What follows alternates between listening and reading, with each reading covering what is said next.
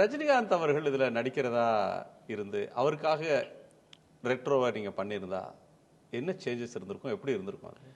இல்லை, இந்த கதை நான் ஃபஸ்ட்டு ரொம்ப வருஷத்துக்கு முன்னாடியே தலைவர்கிட்ட சொல்லியிருக்கேன். சொன்ன மாதிரி ஒரு இது டிஸ்கஸ் பண்ணும்போது தான் அந்த லாஃப்டர்ன்ற விஷயம் இருக்கு இல்லையா, அதை பற்றி ஜென்ரலாக பேசிகிட்டு இருக்கும்போது இந்த ஒரு ஒரு ஒரு நான் ஒரு படம் ரெஃபர் பண்ணல, ஒரு பழைய படம் ஒன்று. அதில் வந்து ஒருத்தர் எப்படி வந்து லாஃப்டர் வந்து மெடிசனாக எடுத்து அவர் உடம்பை சரி பண்ணிட்டாருன்ற மாதிரி ஒரு ஒரு பழைய படத்தை பற்றி ஜென்ரலாக பேசின போது இந்த லாஃப்டர் மேட்டரை வச்சு ஒரு நான் ஸ்கிரிப்ட் பண்ணலான்னு ஒன்று யோசிச்சு அது அவருக்குன்ற மாதிரி ஒரு கதை ஒன்று பண்ணி தான் போய் இந்த கதையை சொன்னேன்.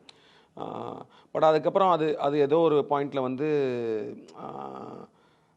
அது மோர் ஆஃப் ஒரு ஒரு லவ் ஸ்டோரியாக தான் மாற ஆரம்பிச்சிச்சு அந்த அந்த பாயிண்டில். அப்புறம் ஸோ சார் பண்ணியிருந்தா எனக்கு தெரிஞ்சு அது வந்து என்னமா இருந்திருக்கும், ஒரு ஒரு கபாலியில் இருந்த மாதிரி வந்து அவரோட மனைவியை தேடி போகிற மாதிரி இந்த மாதிரி. ஏன்னா இப்போ இருக்கிற வருஷன் பார்த்தீங்கன்னா மோர் ஆஃப் ஒரு கல்யாணத்துக்கு முன்னாடி ஒரு பிரேக்கப் ஆகி பிரிஞ்சு போன இதாக இருக்கும்.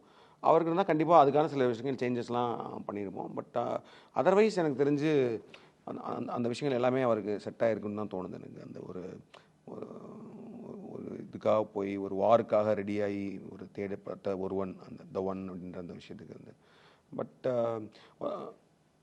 அவருக்கு சொன்ன வெர்ஷன்லேருந்து நிறையா மாறிடுச்சு கதை, நிறையா மாறி இப்போ இருக்கிற வெர்ஷன். ஸோ இப்போ இருக்கிற அந்த ரெட்ரோட ஸ்கிரிப்டுக்கு வந்து ஐ திங்க் சூர்யா சார் தான் ரொம்ப கரெக்டான இதாக தான் எனக்கு படுது. சூர்யா சார், பூஜா ஹெக்டே இவங்களோட இதுதான் இருக்குது. ஸோ தலைவருக்கு சொன்ன வெர்ஷன் வந்து வேறு. பட் ஆனால் இந்த கதை அவருக்கு சொல்லப்பட்ட ஒரு கதை தான், முன்னாடி சொல்லப்பட்ட ஒரு கதை தான். அது வேறு, அது மோர் ஆஃப் அவரோட ஒரு மாஸ் ஜோன்லேயே இருந்திருக்கும். அது இருந்திருக்கும்.